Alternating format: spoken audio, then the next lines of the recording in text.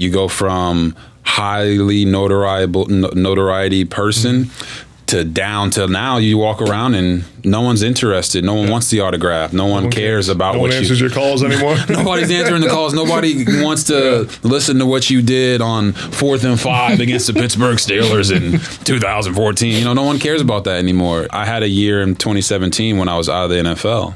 And it's not that I'm not saying I experienced that, but I experienced not having football for an entire season. And it made me realize, like, okay, when this comes back up the next time, because it will eventually, all NFL careers end, I'm going to make sure I've got a plan. Your ability to toe the line, right? It's like, now I do think that you're able to do it partially because of who you are, right? Like that's some young broadcasters can't because they're not RG3, right? You have the ability to kind of do some of that, which is really cool. It's a benefit to the credibility you build up, where you can kind of, producers may give you a little bit more leeway than like a producer that doesn't have your background. Right. How do you handle that with like executives and producers and stuff when you make some funny comments, when you maybe do things that aren't traditional? What I would say is I don't need the job. Yeah.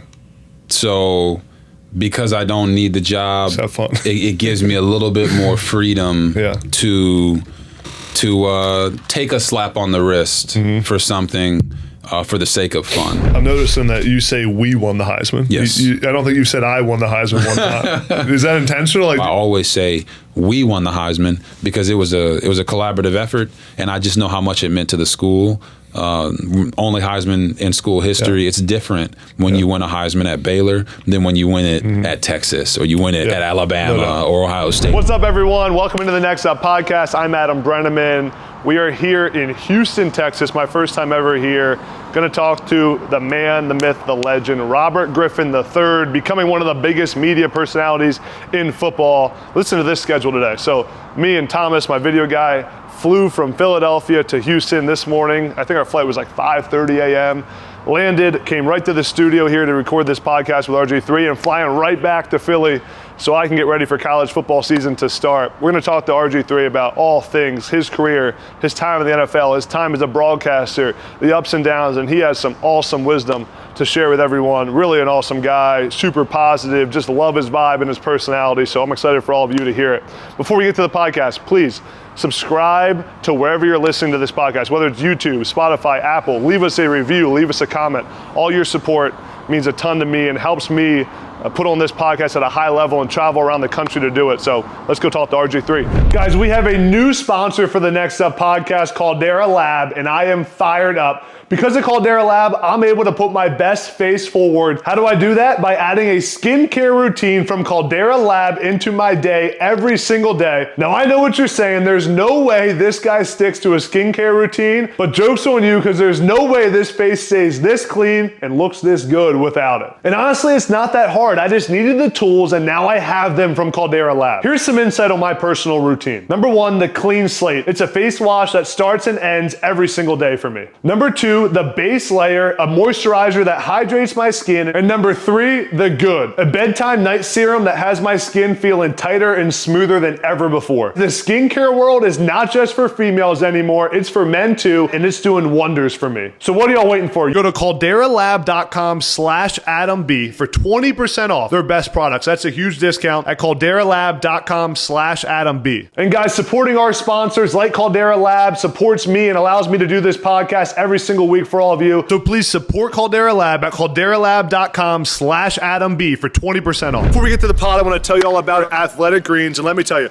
when I found out about this sponsor, I was fired up because I've been using Athletic Greens for years. And I want to promote to you guys the things I actually use. I love Athletic Greens. As a former Division I athlete, I've tried countless supplements. And recently, my nutrition and my health has become a bigger deal for me as I get farther away from my playing career. And let me tell you, Athletic Greens is the real deal. Has me feeling healthy and energized every single day. With as much as I'm on the road, traveling, shooting podcasts, it's hard to have a healthy diet, hard to have healthy nutrition, hard for me to get my vitamins and minerals every single day. My doctor even told me that last time I saw him. But with Athletic Greens, I get 75 plus vitamins, minerals, and a bunch of other healthy things. I don't even know what they are, but I know they're good for you. And when I wake up every single day now, I feel energized. My digestion has never been better, and I'm ready to attack each and every day because of Athletic Greens and AG1. So if you want to take ownership ownership of your health like I am right now. Try AG1 today at drinkag1.com/nextup, and you get a free 1-year supply of vitamin D and 5 free travel packs when you go to my link, tryag1.com/nextup. And guys, all of you who support this podcast, you guys supporting our sponsors helps me a ton. So please go support AG1 and support Next Up through the process and optimize your health and nutrition today. drinkag1.com/nextup. Check it out. Next Up. I tell everybody, Will. Oh, he's got like a cool following now. Somebody. Good. Yeah. Cool. Somebody was asking me about who's one of my funniest teammates in DC. I'm like, we had some funny guys. Chris Baker was funny, D tackle. Roy Halou Jr., running back, what we had was a funny guy. And Will Conley, I'm like, Will was funny, but who he has become with Barstool is kind of just him times 1,000. Yeah.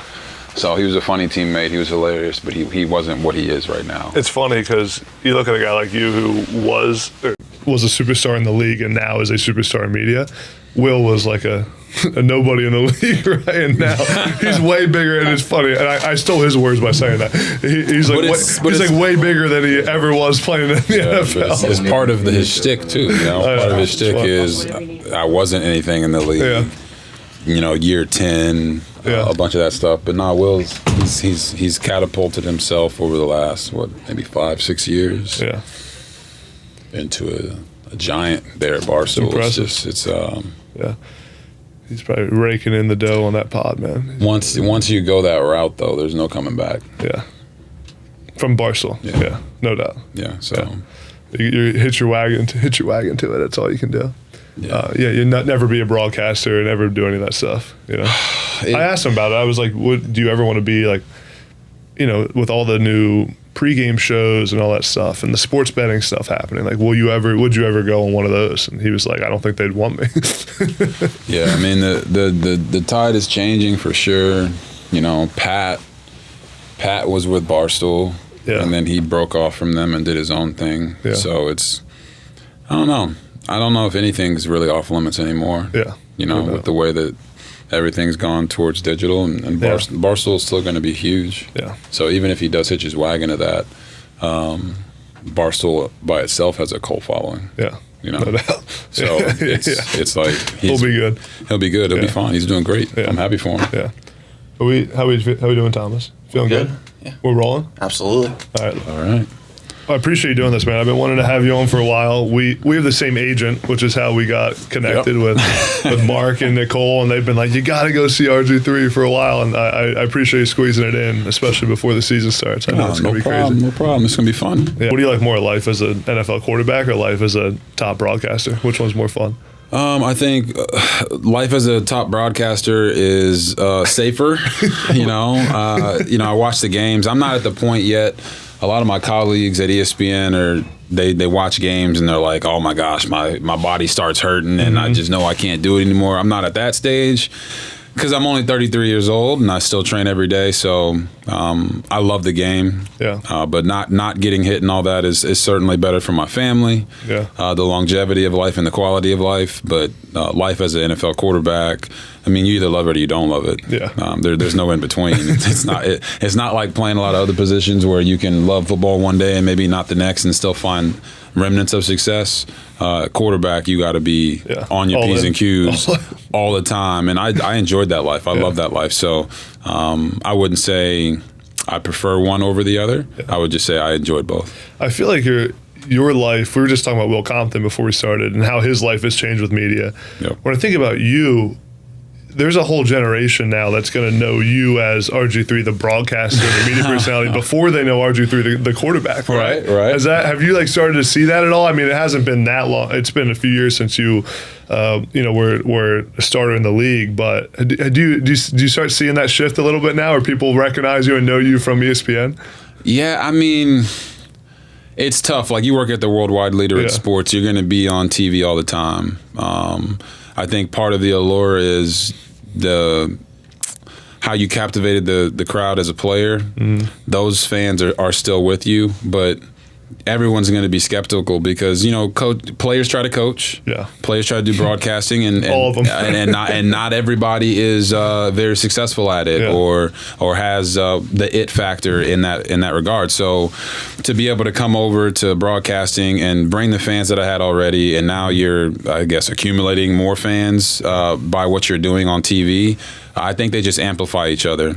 It'd be different if I wasn't a player and I had to come on the media scene and had a meteoric rise. It would just be all media. I think there's a certain nostalgia about being a player and now being able to do this at a high level. So, I'm excited about it. It's weird because, as players, I always told guys this in the locker room that you have this period of time in your life. If you're lucky, the average NFL career is 3 years, right? But if you're lucky, really, really lucky, you can get 8, 9, 10 years out of this bad boy. And then after that, your life changes because now for the rest of your life, you're no longer an NFL player.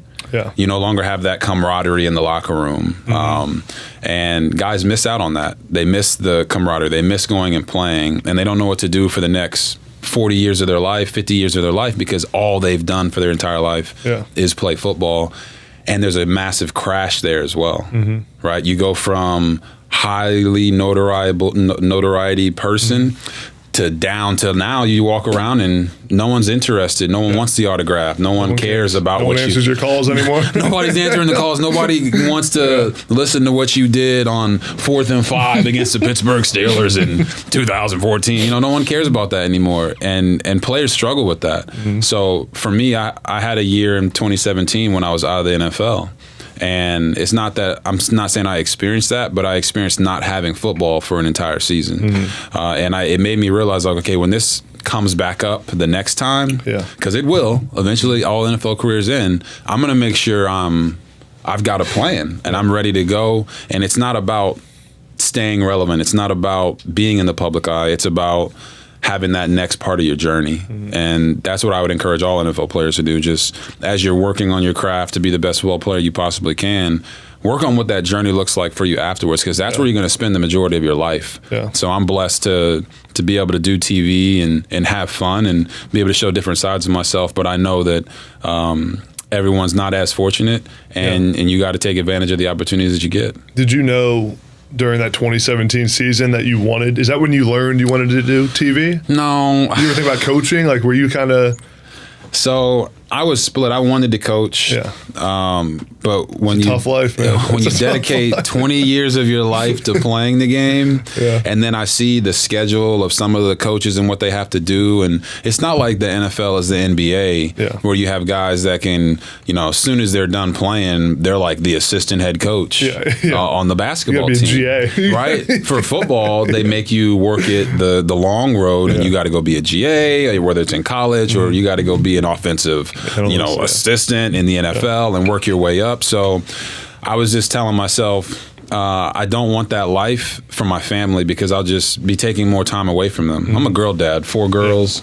I want to be there for basketball practices and ballerina recitals and all those different things. So coaching would be tough there. And on TV, we got the same agent. I didn't want to do TV either because I didn't want to be a talking head that is disrespecting players and talking about their work ethic or their character or whatever it may be. But Mark Lepselter bothered me for 3 years. He's a good recruiter. He bothered me for 3 years. Hey, you got to do this. You can do this. You would be so good at it. I'm like, Mark, I don't want to do it. But I'll tell you this, because it was after about a year and a half, he just would not leave me alone. I said, if I do it, I'll do it with you. And in 2021, I was a free agent.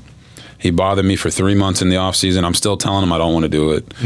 To go do an audition with Fox, I did that.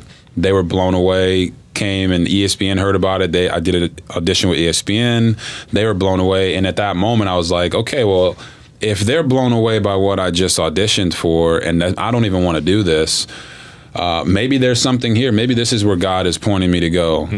So then I did that first year in 2021, and all I did was college games. And it's been a meteoric, journey ever since then. And I learned that you don't have to be that guy that disrespects players and talks bad about them in a way that is, I feel, unprofessional. You can go on, give your analysis, and give constructive criticism and have a great time, have fun. And that's what people want to see, and that's what I want to do. So these past 2 years of TV have been a revelation for me, because I don't think a lot of players realize that you don't have to do it that way. Yeah. I feel like there's such a negative connotation, like you just said, in the league, even in college, about media personalities, right? You look at them, you almost make fun of former players that went on to be media personalities. You're like, dude, he's sold out to the media, right? It's like, exactly. He's really that guy. Yep. How do you go about, but then, being in it myself, the fine line of, like, I played at Penn State. Yep. And having a close relationship with Coach Franklin and all those guys, and knowing that, like, they see everything I put out. But like, I'm also an analyst, so I can't just say Penn State's going to win the Big Ten every year. Correct. So, like, how do you balance that in your mind of like, you got to have credibility, and you can't just say stuff because, that's RG3's boy, so of course he's going to say that. Correct. But it's a fine line. How do you balance it? Yeah, your point about you can't pick Penn State to win every year. Well, there's some analysts that do. They you know what? It's better if I just pick this team so I don't hear anything about it. And for me, the credibility part is huge. So people say I'm like really, really positive guy, and I am. I am a positive guy. But when you get into the season, that's the time, in my opinion, for the constructive criticism. Yeah, it's easy to criticize. A coach once told me, a great coach is someone who can get on you and you still feel like he's got my back. Yeah. Whereas, a coach that's not so good is going to get on you and he's going to make it so personal for you. But he hasn't established that relationship with you to be able to do that you're like, man, does this guy really have my best interest at heart? So when I get into TV and then you talk about that credibility, I say the offseason is the time to be positive. What are we being negative about in the offseason? These guys are growing, they're developing, whether it's college or pro. When the season rolls around and now you see the results of all the work and you see what's going wrong, now it's your job as an analyst to point that out, but not just point it out and tell some stories about some rumors you heard. It's to point it out and try to give them a solution to fix this problem. And that's where I feel like I've worked the hardest to do that, because I know I'm an overly positive guy. Yeah. But I'm not going to gloss over that interception this guy just threw. I'm also not going to say he's the worst player of all time and he can't play the position because he threw that pick. It's like, listen, his feet were not in the right place. His eyes weren't where they needed to be. He didn't see the safety. Maybe there was a really good pass rush and he couldn't get off his spot.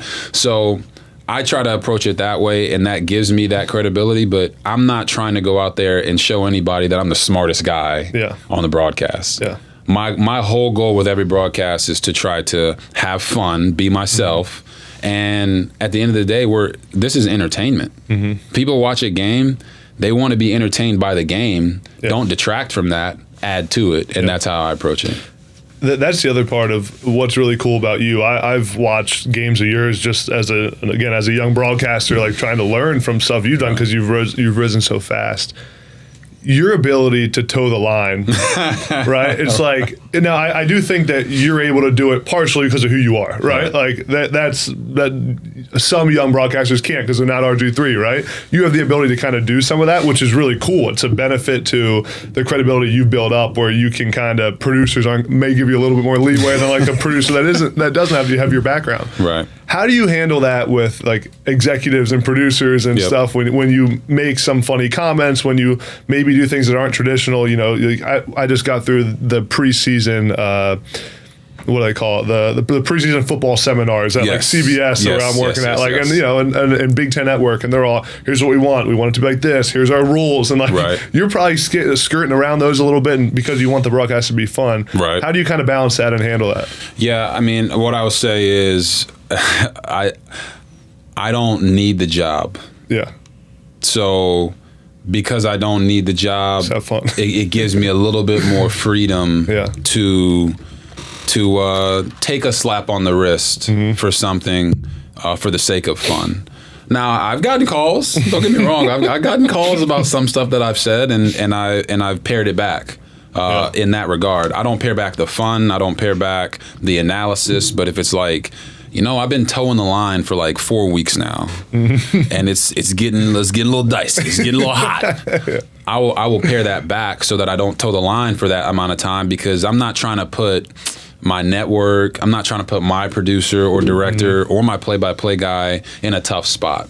And too much of that can do that. I don't think I've ever gotten there yet, because most of the stuff that I've said has been protected by, this is the guy's name, right? Do you plan that out? Do you have that in your head going into the game? No, I didn't. The one you're talking about is the orgy in the end zone with Michigan. That's a famous one. So I don't ever go through the roster and look at the third or fourth quarterback and be like, all right, let's see what we can do here. They were blowing the team out so bad that Alex Orji got in the game.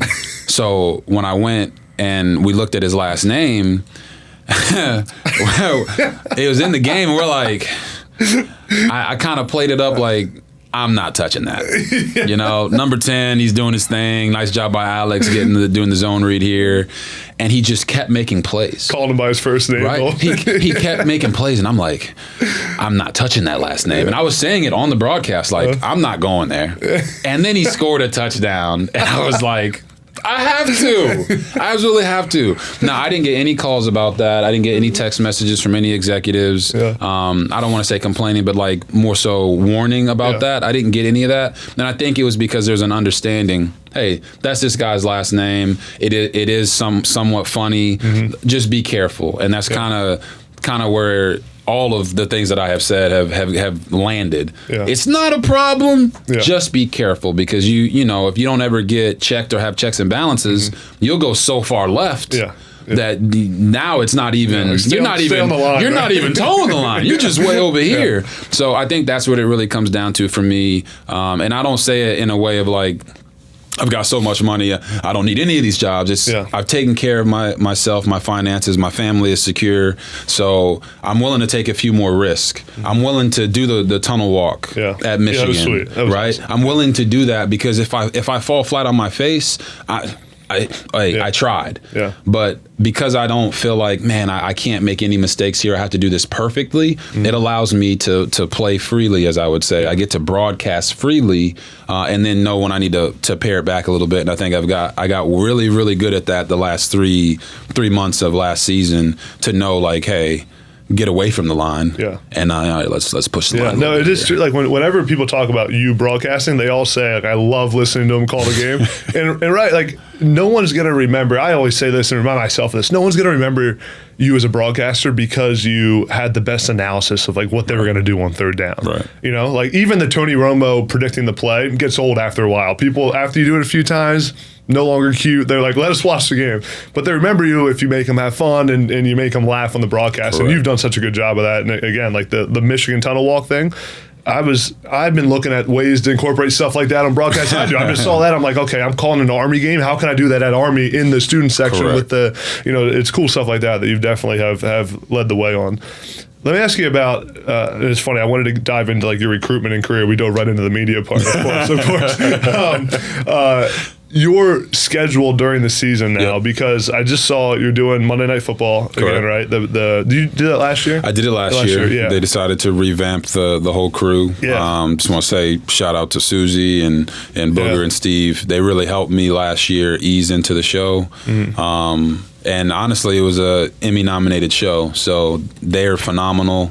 They're some of the greats, but they decided to revamp the show this year and put Marcus Spears and Ryan Clark and Scott Van Pelt on. So, yeah, when you talk about that schedule, it's crazy. Because you're prepping for Saturday games, right? You're doing big college games and then also doing Sunday. I mean, how do you prepare for all that? Yes. And then you're doing studio hits during the week, right? Yeah, I do some studio hits during the week. So do you go to Bristol for those? So, the way the schedule works is I'm not a TV everyday guy.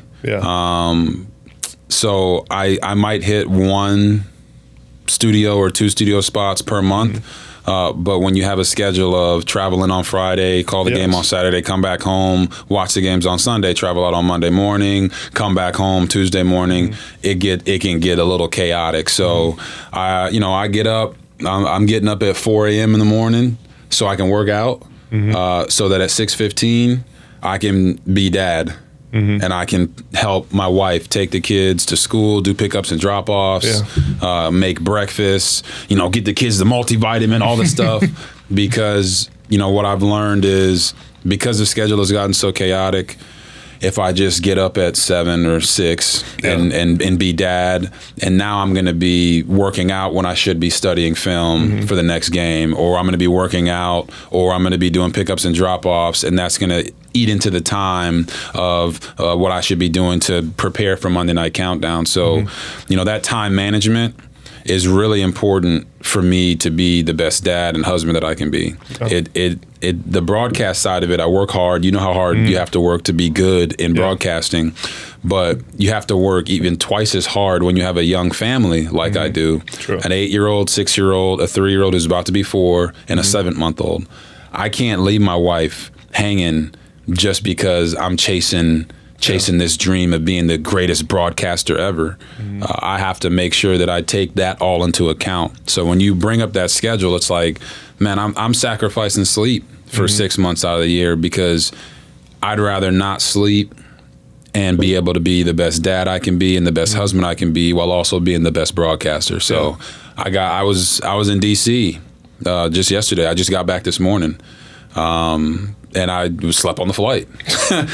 That's where a lot of times I have to find that sleep. And I don't think a lot of people understand how hard of a grind it can be because they just see you show up on Saturday and they're like, oh man, these guys are so smart. I mean, that's what I'm trying to understand in my mind is the preparation that it takes. Yeah. Guys, here's the reality. It is summertime. Summertime means more fun, more ladies, more time on the beach. And what's crucial during that time? You have to look good, top to bottom, literally.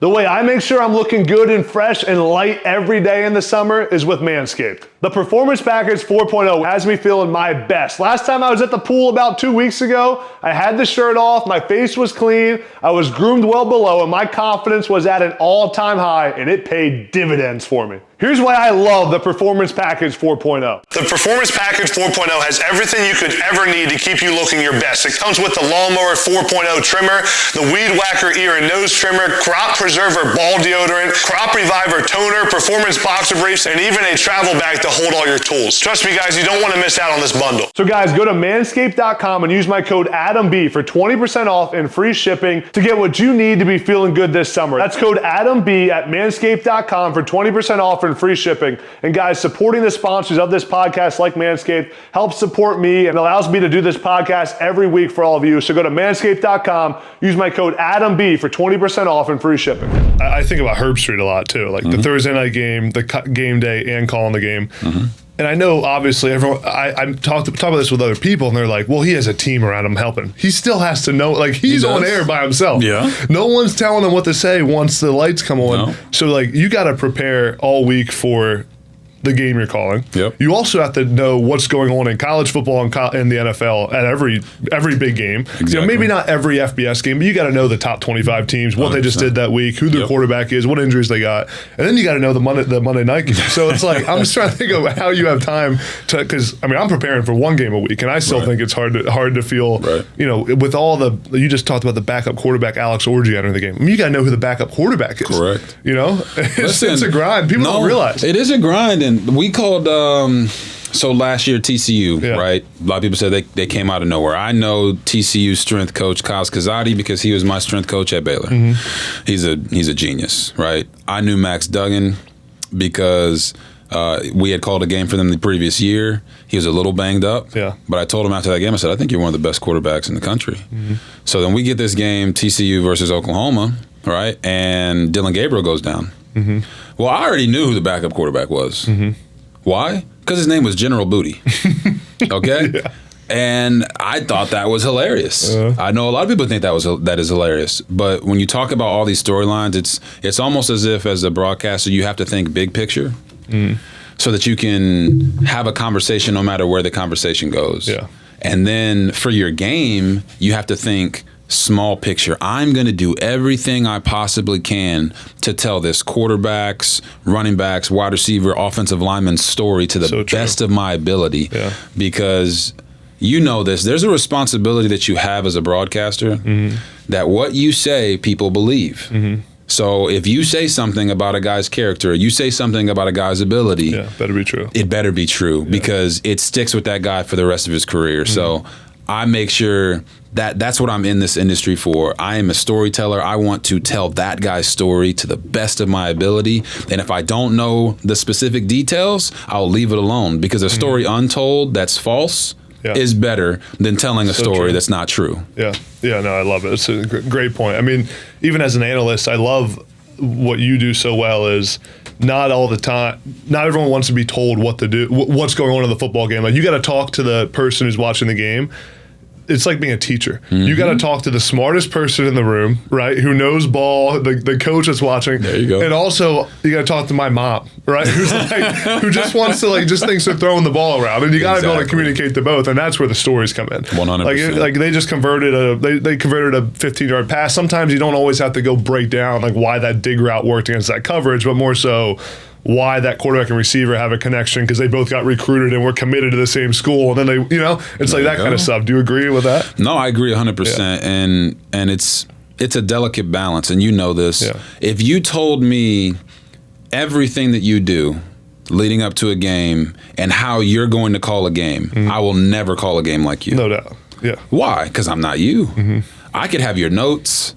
I could have all the same stories. I'm not going to have the same timing as you to tell that story. I'm not going to have the same rhythm to that story. So when people ask me those questions, they're like, hey, why don't you just break down every play? It's like, well, one, it's not cool to break down a 3-yard loss, right? I mean, and I don't have enough time to break it down either, but I can talk about the defensive end and how he set the edge and got off his block and ripped and made the tackle for loss. I can talk about that. Yeah. That's easy. But I don't have enough time to go through and talk about how the D-line stunted all inside and they confused the center because they rolled the safety down. Then he went back out and they blitzed the other safety.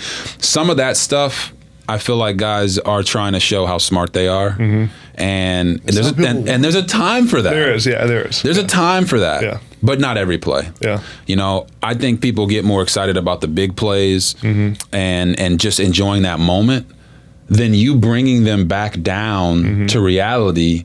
If I see a 15-yard throw and it's an amazing catch and the quarterback just got clobbered, I'm not going to talk to you about how he just had a touchdown over here to this guy on the left side of the field. I'm going to celebrate that play with you. That kid who made that catch, his family celebrating that play. No doubt. Right? So that, for me, telling the stories, staying in the moment, and not trying to follow your own self-created narratives that you want to bring to that game. Let the game take you where you're going to go. That's why you have to study, so that you can be flexible. Yeah, no, I love it. They, just on the one call I was on, they said, as an analyst and a play-by-play guy, you got to remember you're doing it for the fan and not for the producers. There you go. Because half the time you're thinking, like, what are they going to like? Exactly. Anyway, last thing on the media side. Was there a moment when you got into it at first where you were like, almost like where you were first figuring it out? And I mean, live TV is a different animal now. You got producers talking in your ear. You got a whole lot going on. Was there a moment when you first got up there and you were like, didn't click right away, or you kind of had to get over the hump of learning how to handle the different cameras and the screens and the earpiece? Like, I remember, for example, my first game I ever called, middle of the first quarter, producer said something in my ear, and I forget to press the talk back button, and I say something, and I'm like, I got it. I'm like, got it, man. But I'm on air. Right. No one probably noticed it, hopefully, but I'd say got it to the producer without pressing talk back. Shit like that I think is kind of funny. Anything like that ever happened to you? Yeah. So I got to give a lot of praise and acknowledgement to my very first producer, Kim Belton. I've been with him for the past 2 years. I have a new producer now, but he took me through. And 2 days before my first game was an HBCU game, he brought me in the booth, showed me the talk back, showed me the cough button. Yeah. We worked on the telestrator for 2 days before the game. That thing's tough to use. It can be tough. It never works the right way. It can be tough, but he taught me how to use it, and we literally went through like a highlight of 20 plays. So for 2 straight days, I'm like breaking down these 20 plays with the telestrator, doing all this different stuff, because in TV, a lot of times it's, hey, as soon as you get in there, hey man, you got to fend for yourself, figure it out on your own. He took the time to help teach me all of those things. So when I got into my first game, it was a breeze. And I say it was a breeze because, this is just what you love to do. So now take all that knowledge that you have and give it to the viewer, give it to the fan in a way that's digestible. Like you said, I'm not just talking to the guy who's the diehard football fan. I'm also talking to the grandma or the mom who's watched maybe 5 games in their life. But can they understand what I'm saying? But can I also give the guy who's a diehard football player or diehard football fan something that he's like, oh man, I didn't know about that. So for me, the moment that I knew, like, hey man, I really want to do this. We were calling a game. It was Texas Tech versus Houston, my first year, and get to the first break, and I almost start crying in the booth. And the reason I almost started crying because I'm watching the game, and if you love the game, you miss the game. And I'm watching the game, and I'm like, man, I miss doing that. And I'm calling a college game, and it's not quite as technical as an NFL game, and maybe not the quite the talent level all over the field, but it's still football. And I just told myself in that moment, it's like, well, if I can't play the game, then this is my opportunity to give back to the game in a bigger way. And I do think that as a broadcaster, you can give back to the game in a bigger way than you can as a player. As a player, it's all about you. It's all about the team, winning championships. In broadcasting, other people. It's other people. You don't know whether you win or not. The only time you know if you lose is if you get a call like, hey, man, you really need to pick it up or whatever, and I'm not getting any of those calls. I know you're not getting any of those calls. So you kind of walk away, and it's like, how do I win in this industry? Well, you win by making sure that you're doing right by the people that you're covering. And that's a huge responsibility that I take seriously. And I think it was that moment in 2021 in that game that I was like, if this is my calling, this is what I'm going to do. This is it. I'm going to go all in on that. I love it. I want to rewind back to high school. Okay. So I've heard stories about your recruitment, but I haven't heard you tell the story of how you ended up at Baylor. I know you were committed to Houston with Art Biles. I also heard maybe you were going to go to Stanford at one point. So give me the story of the recruitment of the first offer to ended up at Baylor. Okay, so I did not start in high school until I was a junior. I played freshman football. I was a backup on varsity as a sophomore. Why were you the backup? Was there a beast there was a guy, a quarterback in front of me named Brent Garner. He had been the starter for 2 years already, and he was a good player. So it's funny because he was our quarterback. He ended up, almost going to college to be a kicker because he was a really good kicker too. But he was the leader of the group. He was a guy that had been there and had done that. So I was the backup that year, and I played a little bit of receiver. So as a junior, that was my first year starting, and we went to the state championship, first time in school history. It was at that moment that I knew, like, okay, football might be a thing. I was a basketball guy. Loved basketball. I've played varsity basketball. I ran varsity track as a freshman, and I was on the freshman football team. That's how competitive and how important football is in the state of Texas. This guy that's super athlete can't even get on the varsity of his football team. I will also say I probably wasn't as dedicated to football at that point, but my first offer came in was Kansas. Now I was like, Kansas, how was that your first offer? Well, that was when, was it Mangino was there and Todd Reesing. Funniest thing is I just posted, some Kansas fan just responded to, I posted a story. I said, what should I ask RG3 today? Some Kansas fan said, ask him about how he almost went to Kansas. And I thought it was a joke. No, almost. Kansas was my first offer. Awesome. They came in after my junior year and they believed in me as a player, and I was going to go to Kansas. There was a lot of I was going to go to. Mangino ended up getting fired. And then my recruitment was all over the place. Ron Zook, I believe, was at Syracuse at the time with Juice Williams. He came in and recruited me heavily.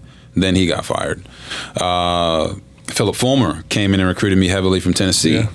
It's funny. I was just talking to T. Martin about this at practice, at the Ravens practice. Coach Fulmer brings me in. He shows me this highlight of Peyton Manning. He's like, this is Peyton Manning, blah, blah. I'm like, oh, yeah, I know Peyton Manning. He's awesome. He said, but I don't need that guy. Flips the tape. It's T. Martin. Lights go off. And he's like, I need this guy to go win a national championship, because everyone knows Peyton didn't win one at Tennessee, but T. Martin did. And that was a big part. I was going to go there. David Cutcliffe was there as the OC. Yeah. He left, went to Duke, and then Coach Fulmer got fired at Tennessee. Yeah. So a lot of that was going on with me. Miami is where I wanted to go. And Coach Coker got fired. A lot of firings going I'm like, what is going on here? All these schools that are coming to recruit me and I want to go there, it's just not working out. Yeah. So I wasn't a camp guy. I didn't do Elite 11 or whatever they were back then. In 2007, I went to Houston, a camp in Houston and a camp at Tulsa. And it's like, why am I messing with Kansas, Tulsa, and Houston? Well, it was because I had done my research and knew who the coordinators were for those teams. So obviously Art Browse, offensive genius there at Houston, and then Gus Malzahn was at Tulsa. He had just left Arkansas. That's right. Yeah. So I knew who those guys were. I knew that was the kind of system I needed to be in to be successful. And then I went to the Houston camp. I threw there. Coach came and talked to me. It was him, Philip Montgomery, who's now the OC at Auburn. Yeah. And obviously Kendall Browse, who's the OC at Arkansas. They asked me, they said, hey, are you going to any more camps? And I said, nah, I'm not going to any more camps. He said, good, because we don't want anyone else to know that you can throw the ball like this. I'm like, I understand that. So to really boil down my recruitment, what it came to was I had over 25 offers as a quarterback, and then I had about 5 offers as an athlete or a DB. So after my junior year, A&M came in, Texas A&M, and the recruiting coordinator, I went to the spring game. You know how you do in spring game. Yeah. We kill it. Boy, I had like 6 touchdowns, killing it. Threw for 300, ran for another 100 in the spring game. And he said, man, you're one hell of a quarterback, but I can make you an All-American safety. And I looked at him and I said, I appreciate that, Coach. And I just shook his hand and I just didn't accept the offer. So A&M offered me as a safety. Texas offered me as an athlete. LSU offered me as an athlete and then came back after my senior year and offered me as a quarterback. Yeah. UCLA offered me as an athlete, came back in the middle of my senior year, offered me as a quarterback. Oregon offered me as a quarterback. So for me, it was like, here's these big schools in Texas offering me as an athlete or a DB, a position I've never really played, and I want to be a quarterback. So I didn't love football at the time, I'll be honest with you. So I knew if I went somewhere and sat, I wasn't going to be good. It wasn't going to be good. I was going to be playing something else because I was going to go play all 3 in college, play basketball, run track, and play football. So Stanford came along, and the only reason I didn't go to Stanford was because they didn't allow early graduates. I graduated in January, and I started school 3 days later at Baylor. Before everyone did that. Before everyone did that. So Harbaugh brought me up, and the biggest mistake he made was he made Richard Sherman my host. Not because I don't like Sherm. Sherm was awesome. He was a great host. We had a blast. Sherm was a wide receiver. Andrew Luck was committed to Stanford at the time. I was an early graduate. Harbaugh said he would bring me in and let me compete with Andrew to be the quarterback. But then he didn't give me Tavita Pritchard as my host. So I just put 2 and 2 together, and I'm like, well, why would he bring me in and not make a quarterback my host? Yeah. He made a receiver my host, and then I found out when I got to the Ravens later in my career, a bunch of that staff was on staff at Stanford, and they said, oh, yeah, we were certainly bringing you in, let you compete at quarterback, but if it didn't work out, the plan was 1,000% to move you to wide receiver. I'm like, yeah, I know. But I honestly would have been at Stanford and competing with Andrew if they allowed early graduates. They didn't, so I committed to Houston. And then Coach Browse left Houston and went to Baylor. And funny enough, Baylor offered me as a walk-on. And if you know anything about Baylor at that time, they were terrible. But they had a commitment from a guy named Nick Florence, who ended up being one of my teammates and was a starting quarterback after I left. And the coach was Guy Morris, and he was committed to Nick. So I respected that. Yeah. I always respected the fact that he stayed committed to the quarterback, even though the quarterback was lower rated than I was. But once Coach Browse came, he brought me with him to Baylor. My mom wanted me to go to Baylor anyway. Yeah. I'm Christian. It's a Baptist university. And I ended up running track and playing football and not basketball. But it was a long, winding road to get there. But I ended up being in the right place for me, and obviously the rest is history. So if it wasn't for Richard Sherman being your host, you would have been at Stanford. I would have been at Stanford. The other problem was that they just weren't going to allow me to come in. So I I was already on that path. So it was a double whammy. I'd have been at Stanford if they let me in, but because they didn't let me in, I wasn't just going to do nothing for 4 months. And obviously they kind of hedged their bet by showing me that they're going to move me. Probably. Do you ever think about? I think about this all the time in my career, like how different your career could have been if you just made one different small decision. You know what I mean? Like how different things could have turned out. No, it you know, like you saying that, it's like life works out the way it's supposed to work out. Yeah. And if I had gone to Stanford, I 1,000% believe that I win that job. Mm-hmm. But I also could have went to Houston, and I thought 100%. I'm going to win that job. Mm. But guess who were at those two schools? Andrew Luck and Case Keenum. Yeah. I went to a game at Houston when I was a senior. I was already committed there, and Case Keenum was a starting quarterback. And Case threw 3 interceptions in that game and did not play very well. Yeah. And when we walked in the locker room before that game, the team in the locker room was coming up to me because they knew that I was going to be the quarterback the next year. So it's like, God works in mysterious ways, because Case Keenum's one of the greatest quarterbacks in college football history statistically, and a great guy. And Andrew Luck is also the same. Mm-hmm. To me, I think guys need to look at where they're going more so than how much they're going to play early. Mm-hmm. Because for me, obviously, going to Baylor was amazing. Yeah. But if you go to a place like LSU, you go to an Alabama, you go to a Texas or a Texas A&M, the alumni network is so much more massive. Yeah. So I think guys need to pay attention to that a little bit. I don't think I would change my decision at all because the way that it all played out. But I'm happy that it worked out for me, Case, Andrew, and everybody in between, because it was where it's supposed to be. The other thing too is, I feel like kids getting recruited, you try to plan out every aspect of it. It never goes the way you think it's going to. You're like, okay, they have this quarterback committed and people get hurt. Like, you just never know, and you try to plan it all out.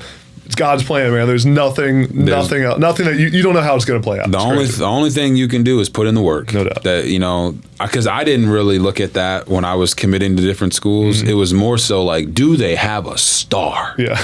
Yeah. Like, if the quarterback is a star, it's really hard to just come in and play early. That's just like, you're not going to go to Alabama and play over Bryce Young. It's just not going to happen. Mm-hmm. But there are schools that you can go to that have open competitions when their star leaves. Mm-hmm. And guys should pay attention to that. No doubt. But at the end of the day, know that as soon as you get there, they're already working on the guy to replace you. Yeah. Because that's college football, and it's how do we get better at that position? And it's the NFL as well. So all you can do is, how can I get better? How can I get faster? How can I get stronger? How can I play better? Be more efficient? And I think that has not changed at all when you talk about college football recruitment. When I think back to your career at Baylor, I think of the moment that you went from just a regular college quarterback to a household name. All right. It had to be that, I forget what year it was, you hosted Oklahoma at home, number 5 Oklahoma, and you went off. Mm-hmm. I think you had like 4 touchdowns. Yep.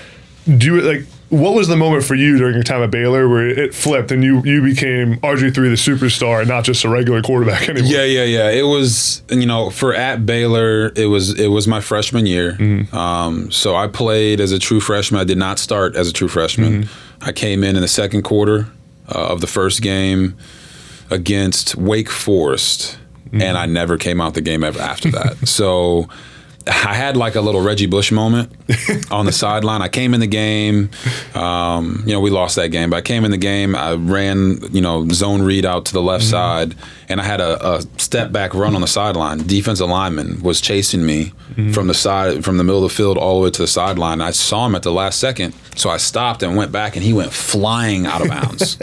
And, I got up vertical, got about 15 more yards before I got tackled. Wish I would have scored, by the way. But I got tackled, and in that moment, the crowd started chanting RG3. And I'm like, I've never been called this before. Guys, we have a new sponsor for the Next Up podcast called Dara Lab, and I am fired up Because of Caldera Lab, I'm able to put my best face forward. How do I do that? By adding a skincare routine from Caldera Lab into my day every single day. Now I know what you're saying. There's no way this guy sticks to a skincare routine, but joke's on you because there's no way this face stays this clean and looks this good without it. And honestly, it's not that hard. I just needed the tools and now I have them from Caldera Lab. Here's some insight on my personal routine. Number 1, the clean slate. It's a face wash that starts and ends every single day for me. Number 2, the base layer, a moisturizer that hydrates my skin. And number 3, the good, a bedtime night serum that has my skin feeling tighter and smoother than ever before. The skincare world is not just for females anymore, it's for men too, and it's doing wonders for me. So what are y'all waiting for? Go to calderalab.com/AdamB for 20% off their best products. That's a huge discount at calderalab.com/AdamB. And guys, supporting our sponsors like Caldera Lab supports me and allows me to do this podcast every single week for all of you. So please support Caldera Lab at calderalab.com/AdamB for 20% off. You know, in high school, my friends would call me RLG3 because my middle initial was. Oh, this hasn't been a lifetime nickname. It's not been a lifetime nickname. It literally popped up in college. And it happened because the broadcast announcers said it. Oh, RG3 down the sideline. That was it. After that, at Baylor, because, you know, you got to realize Baylor was on I think an 18-year bowl drought. Yeah, they were bad. They were really bad. Yeah. So the crowd wasn't really there at the game. So the crowd that was there, they were captivated by it. I think for me, nationally, it became more prominent. The Heisman year in 2011, the first game of the year, we played on, I think, a Friday night, and it was on national TV against TCU. TCU was highly ranked, and we were blowing them out. I mean, we were killing it. They came back, made it a really good game, and then we ended up winning on a last-second field goal. Next day, I'm in Dallas because game day is there. So they requested that, hey, can we get your quarterback to come to game day? And I went to game day the next day, and it was like those 2 days kind of launched me nationally from a football perspective to become a household name. Yeah. I was a freshman All-American when I was a freshman, but it was, you know, it's a different level. It was a different level, and I think 4 or 5 games into the season in 2011, I had more touchdown passes than incompletions. So it was like we were really doing it big, and then it was honestly Oklahoma. So TCU at the beginning of the game, Oklahoma, the last-second touchdown pass to Terrence Williams in the back corner of the end zone. That I could hear my coach saying, no, no, no, right before I threw the ball. And then, yes, yes, yes, after we scored. And the Texas game right after that. Those 2 games, those 3 games really just, that won us the Heisman that year. And really propelled me into every home in America. And, you know, you work so hard. You know, I still remember going into the Heisman year 2011, we're in the locker room. You know, we're talking. You know how it is in the locker room. Guys are like, oh, man, who would you take? Would you take this guy or would you take this guy? And my running backs over here, and I'm going to put them on. I'll say the names. I'll put them on blast. Glasgow Martin was one of the running backs. Jared Salubi, Terrence Ganaway. These are our running backs. They're talking, and they're like, hey, man, what quarterback would you take? So my locker's right there. I'm listening. It's like, oh, man, I'm taking Cam Newton. No, I'm taking Andrew Luck. I would take this guy. I'm like, all right. I'm right here. This is in the offseason. I'm like, all right. I look at Glasgow. I said, well, I would take me. Yeah. And I said, I'm going to prove to y'all why you should take me. And I'll never forget, I forgot about that comment. And then we win the Heisman, and we're in bowl practices. And that running back group came up to me and said, you said you were going to prove to us why we should have picked you, and you were right. And I had totally forgot about it because it was just, you know, it's locker room talk. But that part of it for me at Baylor, to be able to do something somewhere it's never been done before, that was a really, you know, changed my life forever. Yeah.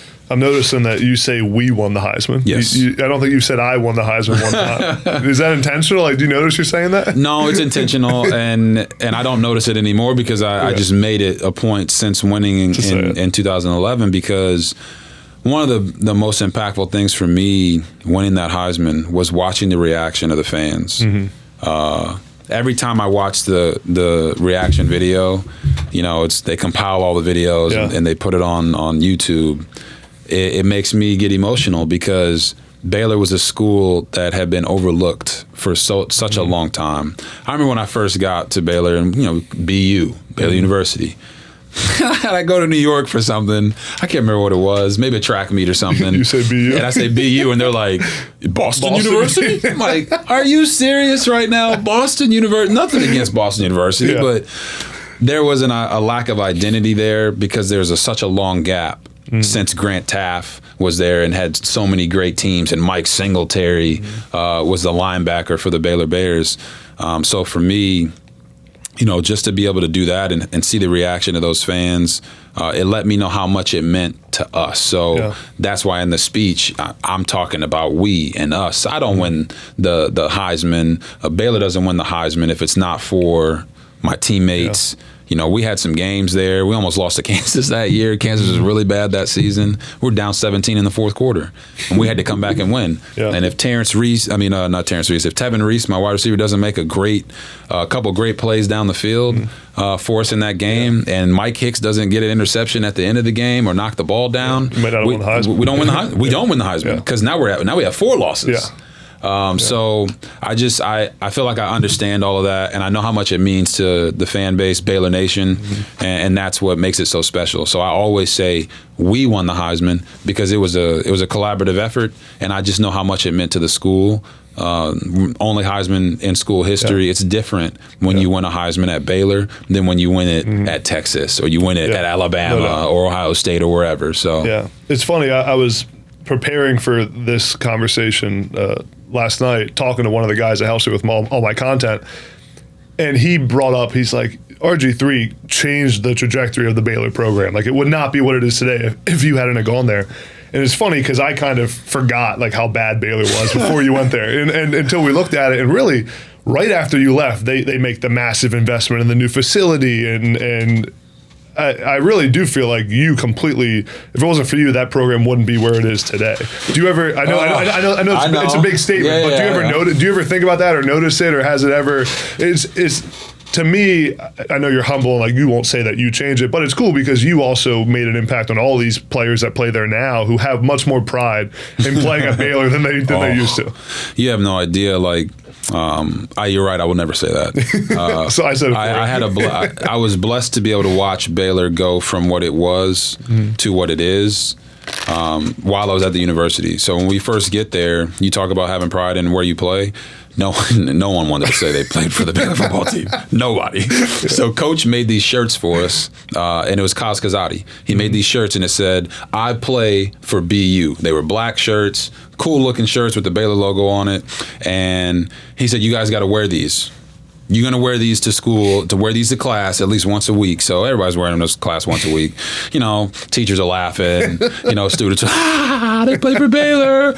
This team had just lost the previous year. I was watching it on TV. They lost to Oklahoma State, I think 79-14 or something, just an unbelievable score. So I got it. But I got to watch the school go from football being talked about bad to being praised. I would go into class when I was a freshman, and the teachers, the professors, would make fun of the football team. They would make fun of the football team in the class. And I'm like, what is going on here? I come from Copper's Cove, Texas, where football's king. Pride. A lot of pride. Everybody loves the football team. They support the team.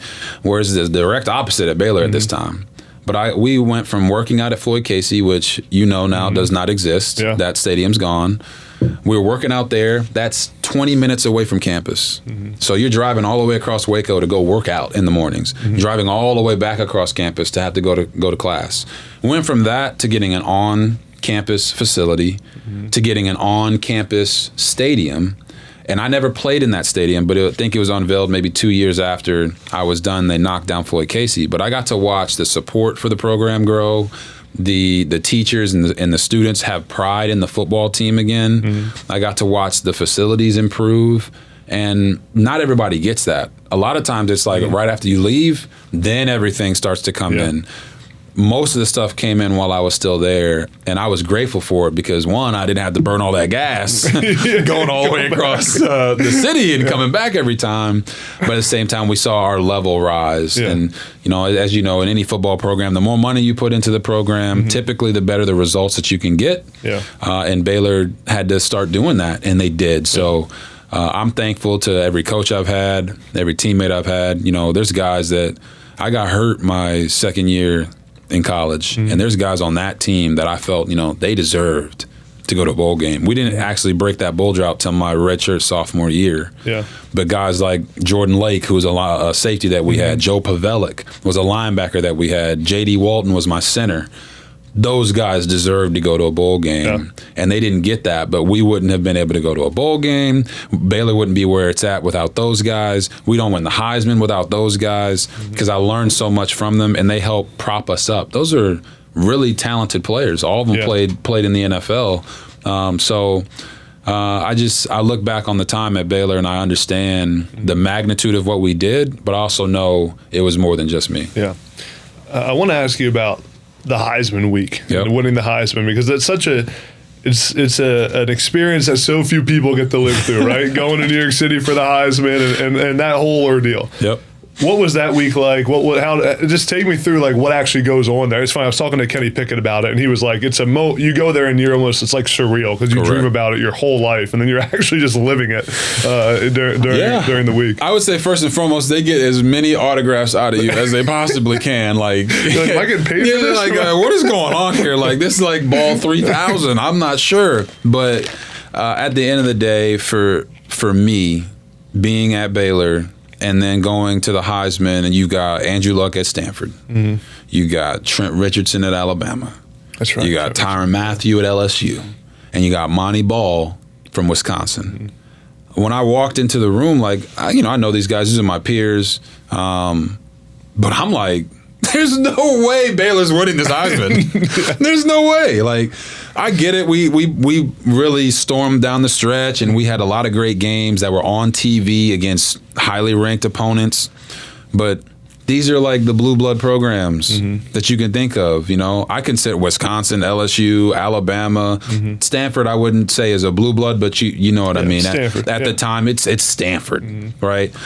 So I'm sitting there, I'm talking with the coaches, and I'm like, I'm nervous. I'm really, really nervous. Getting through all the autographs is fine. Doing the press conferences is fine. You get your picture with the Heisman and kind of getting to feel that. They're taking you on stage for the the rehearsal to say, hey, you guys are going to be sitting here, and then one of you is going to come up here. We don't know who's going to win it, but make sure you have a speech prepared.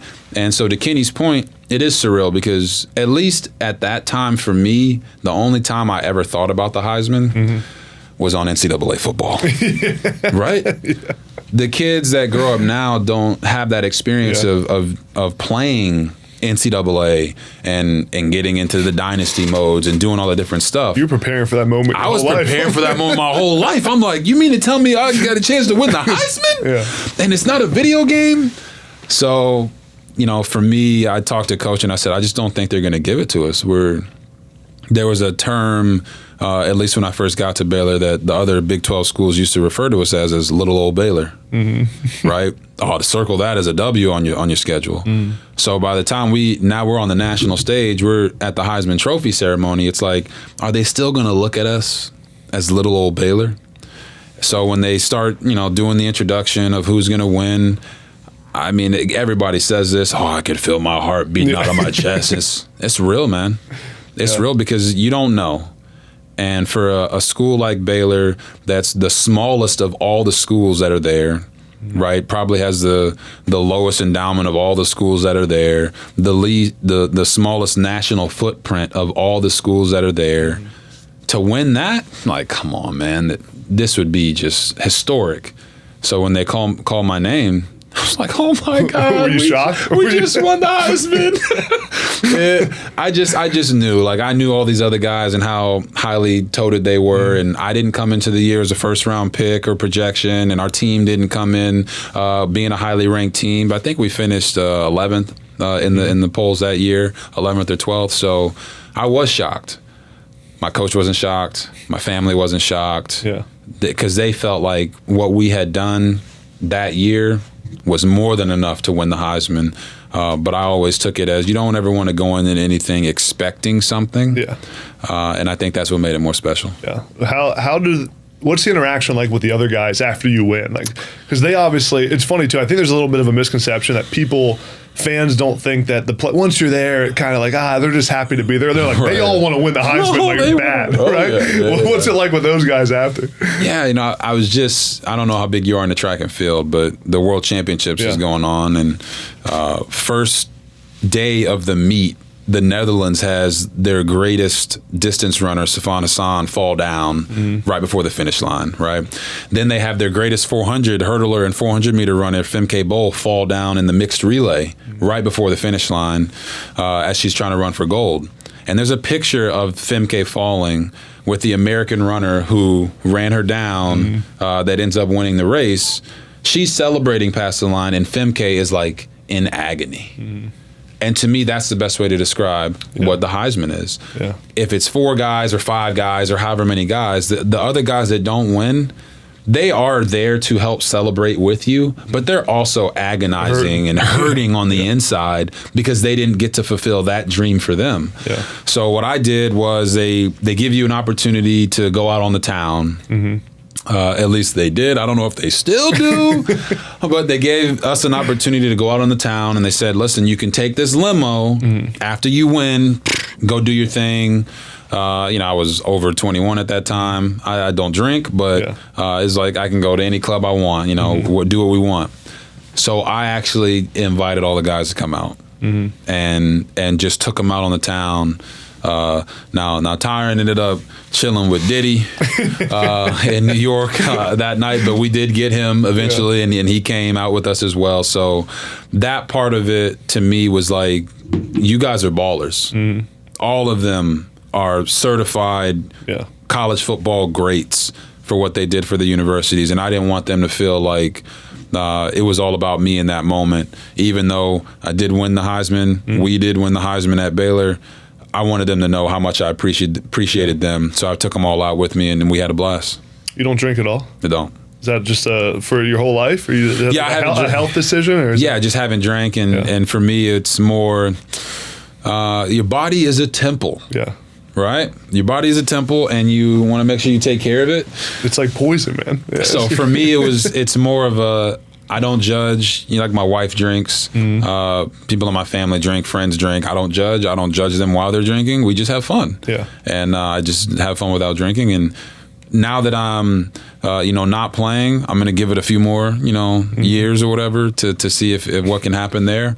But I probably will eventually at some point because I'm not against it. Yeah. And it's not something that I feel like I need. But, to do it one time and maybe catch it on film, that'd be pretty funny. Yeah, it is funny, man. From a drinking perspective, I don't know if you track your sleep and do the fitness track. This is a Whoop that tracks everything. It is crazy how much one drink affects your sleep, your recovery. Really? Oh yeah, it's like poison. It's crazy. My heart rate goes up when you have it. It is funny. Yeah, we've both probably had those teammates in college at least that went out the night before and then they come to work out the next morning. You saw the Manziel documentary. Yeah. I did see that. You watch it? What did you think? I did watch it. I think the doc fulfilled what Johnny wanted to tell. Dude, I was just talking about that with the Swamp Kings one. Yeah. Whatever those guys wanted to tell. It told, but if we're being honest with ourselves, there's a lot there left on the plate, no doubt, for the Manziel doc and for the Swamp Kings doc that should be addressed and could be addressed. They just didn't do it in that story, and that's their prerogative. Johnny if he wanted that to be told and didn't want anything else to be told. It's his story. Yeah. He can tell it however he wants to, but if we're being honest, there's so much more there. It is tough because if you're going to get Urban to be part of it, you're going to get Johnny. obviously there's going to be things you got to agree to get him to do it. But yeah, I mean, there's so much. I mean, I would have loved to hear more about what Johnny's been doing since he stopped playing to now. Yeah. That was the part that just cut out. You know, it would have been cool to hear at least that like self-discovery through that process. It just ends with him drinking a beer and you're like, they cut what's out, he doing now? They obviously cut out the CFL. They cut out the Fan Control Football League. And I think there's a nostalgia there with Johnny because it's Johnny football, like first freshman ever win the Heisman. And there's so much of a story to tell there that could be even more impactful towards addiction, no doubt, towards depression. Yeah. Even when they mentioned in the doc that he thought about killing himself. Yeah. I'm like, okay, I want to hear more about this. Yeah, and it just like, can we talk a little bit more about this so that we can understand like why that was going on? So I don't think we're saying anything that most people haven't already said, but if anything, he got paid for it. I'm sure the guys in Swamp Kings got paid for it, and they'll probably get paid again because they left so much on the table. Yeah. Let's talk about draft night because it was, if I remember correctly, there was a bunch of rumors about maybe the Rams were in play. I think they had the pick and traded it, right? Is that how it played out? How did that play out, and how'd you find out that Washington was going to trade up and take it? Yeah, so it was a big trade. It was huge. It was a huge trade. It didn't happen on draft night, so it happened, I think, a few weeks before. That's right. Yeah. It actually happened, but right before my pro day. Yeah. So my quarterback coach for the pre-draft process, which was the first time I'd ever worked with a quarterback coach, by the way. Who was it? Terry Shea. Yeah. Now, Terry Shea is a long-time NFL coach, coach for the Chiefs for a really long time. And for whatever reason, me and him, we really vibed well together. Just the way that he coached, the stuff that he was teaching me, I really was attracted to that. So he used to play this card game with me, where he'd have me pick a card.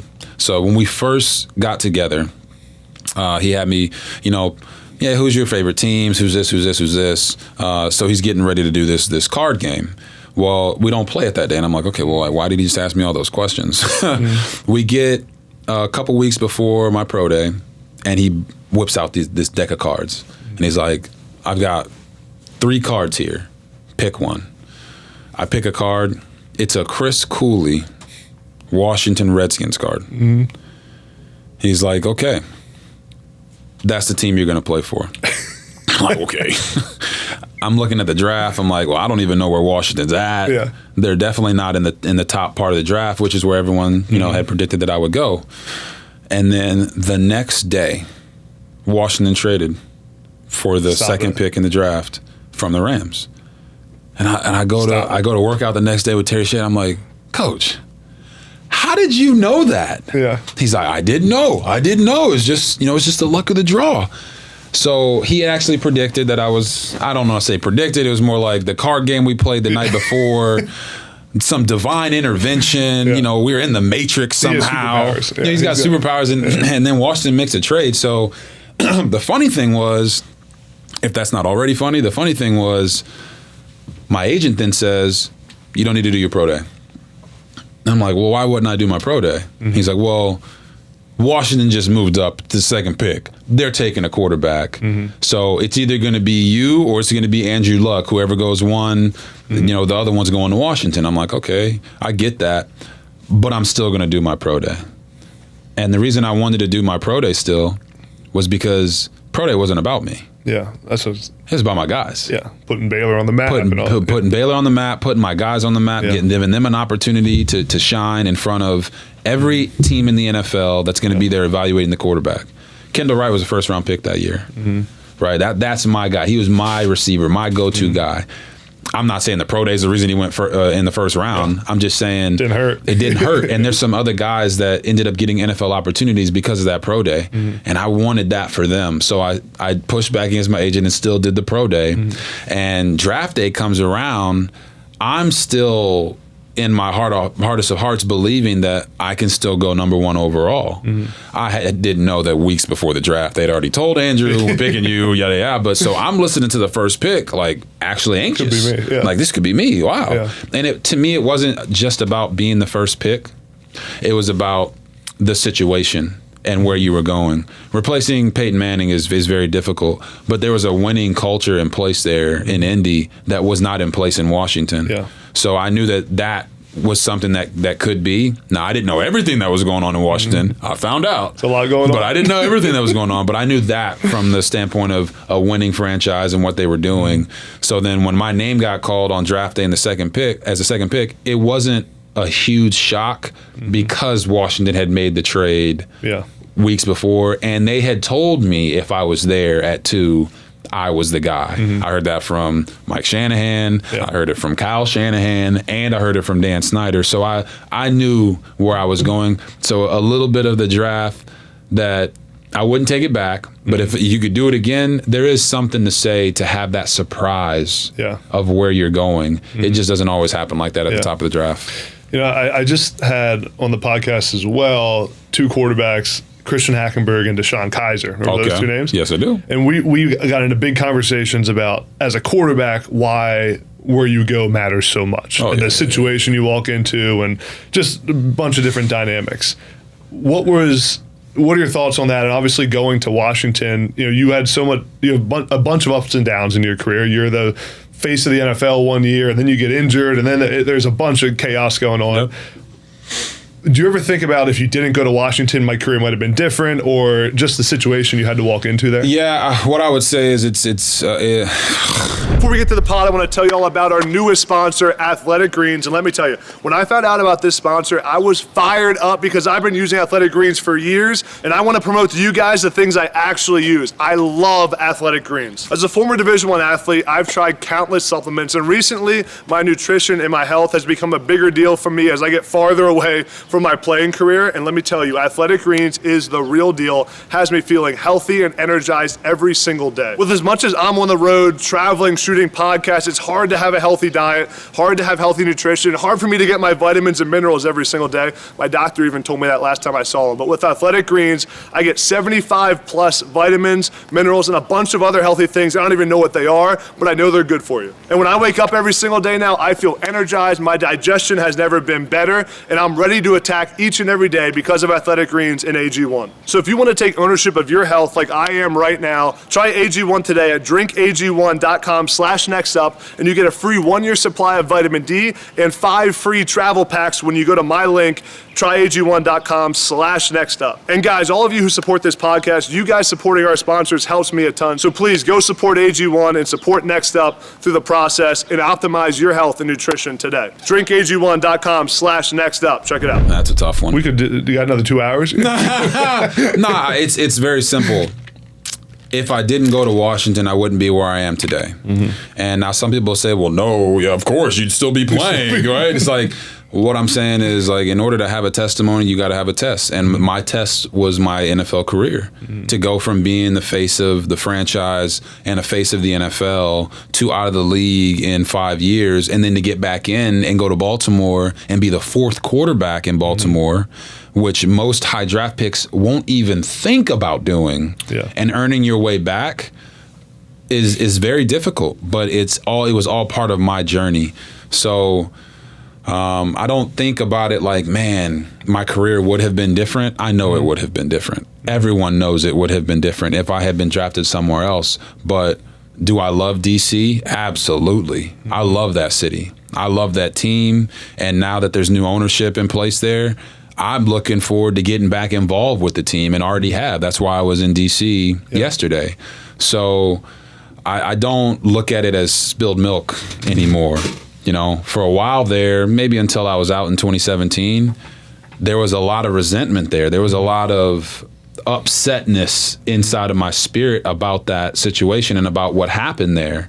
But I was able to let that go, because you cannot move forward in life if you're continuing to hold on to the hurts from your past. And I've been able to process everything that happened, understand why it happened, and then for me, just find ways to continue to get better, to make sure that the rest of your life is the best of your life. So I don't ever look back now and say, oh my gosh, man, if I'd have got drafted here in this situation with this, I more so look at it as, I want Kenny Pickett to go where they want him to go.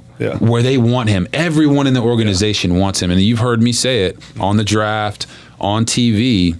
The most important thing for a quarterback is uniformity from the top down. Everybody's on the same page. GM, coach. We're seeing it right now with Trey Lance and the San Francisco 49ers. Kenny Pickett at Steelers. I mean, right? Trey Lance is now the third quarterback for the 49ers. Kenny Pickett goes into Pittsburgh, but everyone's in alignment. Everyone wants him. This is our guy. Desmond Ridder in Atlanta. They're all in alignment. This is our guy. Philly with Jalen Hurts. They traded away MVP candidate in Carson Wentz because this is our guy. And you need that as a quarterback. It's so much easier to be successful in the NFL as a wide receiver, as a DB, because a lot of what you do is based off of just you. As a quarterback, you're not just a leader, you're having to rely on a lot of other things. And it's important for that coach and the GM and the owner to create an environment that the quarterback can thrive in. And I had many conversations with Lamar about this when I was his backup in Baltimore and his mentor. Like the best thing that ever happened to Lamar is he got drafted by the Baltimore Ravens. A team with structure and identity, right? Play like a Raven. And they believed in him.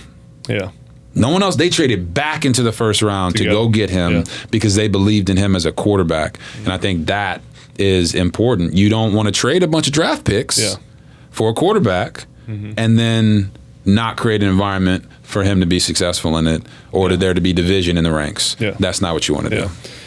During your NFL career, I love talking about the adversity side of stories. I had a bunch of adversity in my career, and I kind of like diving into it.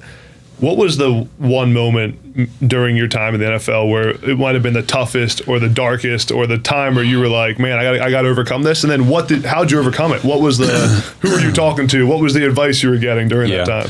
I think the toughest moment was 2015. Where I didn't play a snap. That's right. I go into the off season. Jay Gruden's, hey, RG3's quarterback one, right? That's probably a horrible Jay Gruden voice, but he's quarterback one. And I go into OTAs. I go into training camp. I'm having an amazing off season. We're doing great. The reviews out of camp are, oh man, RG3 looks good. Looks like he's ready to have a breakout year. Going to the preseason game, maybe 2 or 3, I get a stinger in my shoulder from a hit. Starting left tackle and starting right tackle don't play in the game. I get hit. It's not a huge deal. It wasn't like a really bad stinger, but they throw me in the concussion protocol. And I'm like, okay, well, I need to play in this third game because my career here in Washington is on the line. I do everything I'm supposed to. I know I don't have a concussion. I pass all the concussion tests. I get cleared on a Friday night to go play in the preseason game on a Saturday. Wake up on Saturday and find out I've been uncleared. And I'm like, okay, well, how am I uncleared? Well, they're saying the doctor that he made a mistake. I said, well, let me talk to the doctor. It's like, oh no, they fired him. Oh, the doctor got fired, and you uncleared me. So I don't play that preseason game. I get demoted the next day after the preseason game. I was quarterback 1. I go from QB1 to QB3. Not QB2 to QB3. QB1 to QB3. They're not going to play me the whole year. Come to find out the reason they did that was because I had my 5th-year option, and they didn't want anything to happen to where they owed me that money because at that time, 5th-year options weren't guaranteed. It was just injury guaranteed. So all this is going on. Nobody is really tracking all this stuff, but this is all going on. I'm like, now I find myself in the middle of the year, and this man put me on scout team at safety. So I'm like, all right, listen, I turned down Texas A&M, I turned down Texas, I turned down all these schools in college to go play a different position. And now I'm in the NFL, former franchise player, playing scout team safety. And there was that practice, it happened. It didn't happen ever again after that because the media caught a hold of it and kind of put it out there like, RG3's playing scout team safety. I don't know who found out. I didn't tell anybody, but it happened. After that practice, I stayed after practice, which I did every day. I stayed after practice every day, and because I would get no reps in practice, no scout team reps, no, obviously, number 1 team reps, and I would go through the whole practice by myself. Go through the whole practice, make all the throws, get one of the interns to come out there and throw with me. That practice, I went out there, and I did that for 45 minutes afterwards, And then I spent like 10 or 15 minutes just punting balls. I'm not a punter. You know that. Just punting balls. Just trying to get myself through this grind of like, why am I still doing this? Yeah. Am I still doing this because I love the game? Am I doing this because I don't want to be broken? And I made that decision on the field that day after that practice that no matter what, I'm going to make sure that I'm not the reason I'm not prepared. I'm going to make sure I'm not the reason that I fail. I had already made that decision in my mind when I was 6 years old, right? But we all have these moments where we have to make a decision. And you can allow what you're going through to break you. You can allow what you're going through to break your spirit, to break how kind you are, to change your attitude towards life. And for me in that moment, I made the decision that I'm going to just keep pressing forward. I'm going to keep treating people well. I'm going to keep working hard. I'm going to keep doing what I have to do to be successful and not let anything that I ever go through break me. And that was the toughest moment there in 2015. And I did that. No one, you didn't hear anything about me in 2015. I was a great teammate to Kirk. We won the division that year. I cheered when we scored. I cheered when we won. I was there every step of the way for the team in the playoffs. And then when it was my time to leave, I left. Yeah. And I think for me, that was a big year of just recollection on what I had been through and what I was going to do going forward. And I carried that with me for the rest of my time. Let me ask you this. How have you changed the most since maybe you went into the league in 2012, 2013 to now in 2023? The broadcaster, like how have you evolved and changed as a person? Man, I just think I'm more aware. Like there's certain things that happened in DC, like the run against the Minnesota Vikings. We have that, it's a 76-yard touchdown run down the sideline. Everybody loves that play, right? Cruising. Right, so we're like, it's a double A gap blitz, and I just go right up the middle. I take a drop. I look to my receiver on the left. He got tied up a little bit, so I just ran down the middle. We get to the post-game press conference. I don't hear what the coaches say. So apparently Kyle and or Mike had said, oh, it was a quarterback draw. But it wasn't a quarterback draw. Yeah. It was just me creating. So when I go to the podium, they ask me, hey, what happened on that last play? Was it a design quarterback draw? And I say, no, it wasn't a design quarterback draw. I just saw an opening. Royster made a great block on the linebacker in the double A gaps, and I just skirted down the field. I go into telling the story like I'm running towards the sideline. The entire sideline is telling me, get down, get down. And I'm like, why are they telling me to get down? Yeah. I'm going to go score a touchdown. So I end up turning the corner, and it's Harrison Smith. And I outrun Harrison Smith, and then, the rest is history with the 76-yard run. And then I find out after the press conference the next day, I get called in, and I kind of get a little bit of an ass ripping because they had said it was a quarterback draw. And I contradicted that and said that it wasn't. Yeah. So even if I was right, I was wrong. Just be like, don't lie. Why?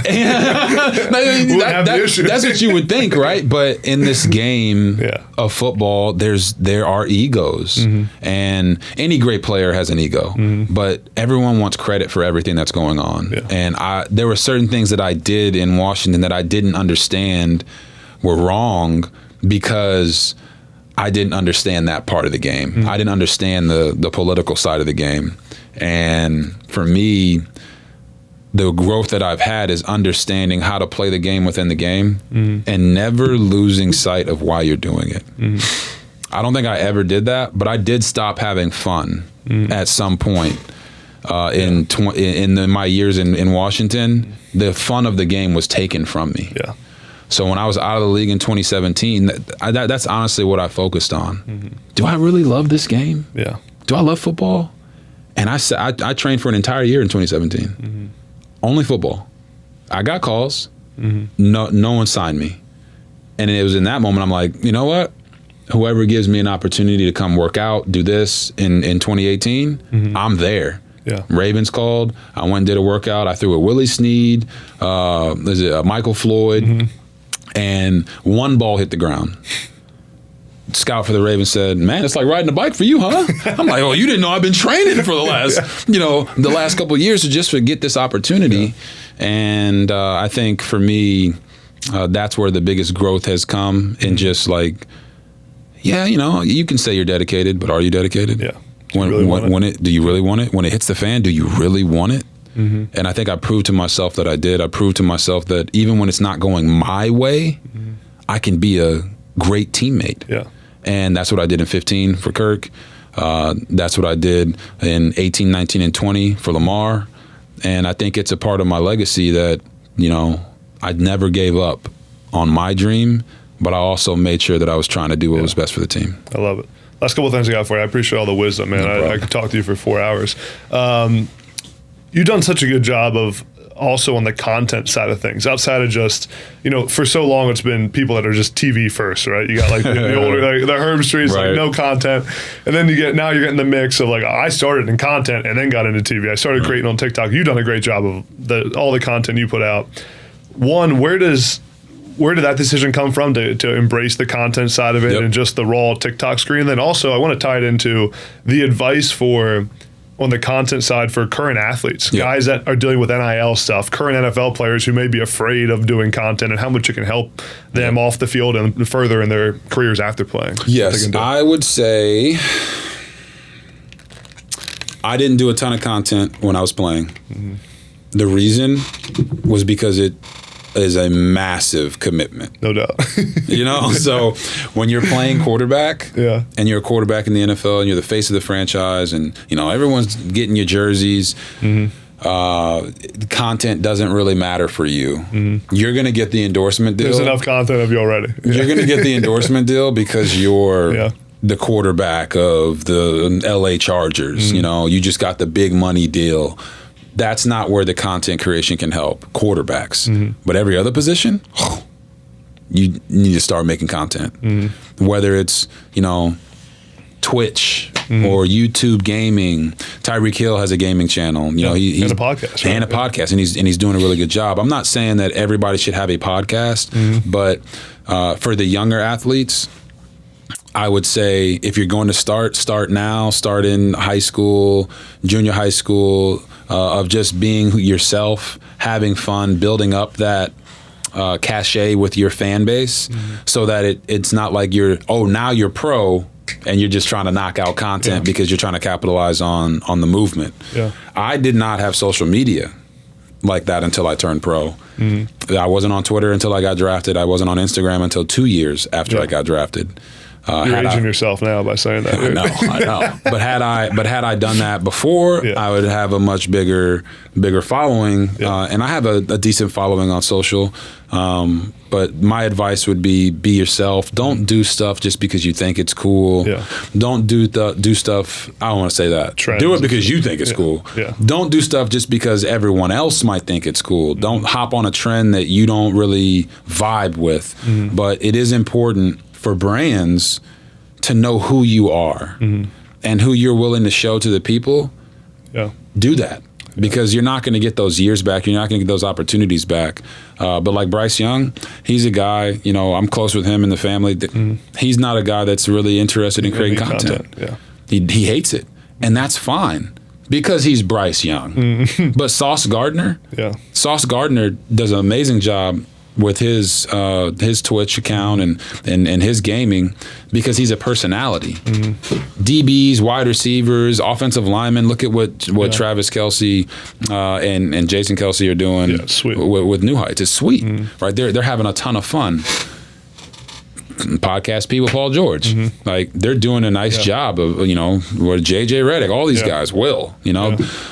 You can get into that, and it's more acceptable now. Yeah, it used to be a no-no. It used to be a no-no. Not a ball guy if you do content, right? You don't love ball. He doesn't love ball. He's not dedicated to ball. But now it's like, nah, man, you should be doing this. Yeah. I think it's still different for the quarterback position, which is why I didn't get into it, and which is why it's been so much fun for me, because people get to see the more natural, goofy side of me, as opposed to when I was playing, they didn't get to see that all the time for various reasons. But like I said, most of these quarterbacks, they don't do content creation. Patrick Mahomes doesn't do a ton of content creation, but there's enough content out there about him. Yeah. Listen. You teed that one up, man. Yeah, listen. All I'm saying is for guys like Mahomes and Herbert and Hurts, they have enough content because they're doing so many commercials. All these other guys in the league, they're not going to. Sauce Gardner is an amazing player. He will never get as many commercials as Patrick Mahomes. Yeah. And that's not an indictment on Sauce. It's because of the position that he plays. And for him, you have to supplement that by getting into content creation. That's where the world's going. Look at what's happening to linear TV. Yeah. It's going down. Digital TV is taking off. Streaming services are taking off. If you can add value to that by showing people who you are, especially when you're on top, golden. No doubt. What's your North Star? What's the ultimate goal for you? And I mean, you're doing so much, broadcasting, the business stuff. Like, what's the ultimate goal? Yeah. So the ultimate goal for me, and it's kind of why I have decided to do TV, is at some point I want to retire from TV, be able to travel the world and help people where they're at. It's one thing to be able to accumulate enough money like Jeff Bezos or Elon Musk or Mark Zuckerberg, to accumulate that amount of money and be able to say, all right, I'm going to give $100 million to this cause and $100 million to that cause. It's completely different to take that money and now go actually help the people, be with the people, giving them access to water, giving them access to food, building roads, doing that type of stuff. To me, that's the end goal. And it's why I got into TV, because I know it's an opportunity to build something notoriety-wise and with the attention that can help me get to that point. That's how I compartmentalized it at first. Like, I don't want to do this, but I know that this can help me actually help people. So right now I'm helping people have fun when they watch a football game, or have fun and learn something when they watch it in studio. But what I really want to do is be able to go out and help people actually live life, because it's different in other places around the world. Not just Africa, not just India. Food insecurity is a huge problem around the world, and that's something that I want to be able to help solve. So that's my North Star. Is there things that can be ticked off in the direction of that? Yeah, I want to be a Hall of Fame broadcaster. I want to be the greatest broadcaster ever. That is my goal. I want to have fun. I want to entertain. I want to inform, and I want people to walk away from a game knowing, man, that felt good. You watch a game and you hear a guy calling it and he doesn't sound like he wants to be there. No, well, guess what? Everyone watching it don't want to be there either. They want you to be just as invested in the game as they are. When something big happens, they want to feel that excitement. And I think this is all just a part of my journey to get to that North Star, helping people along the way.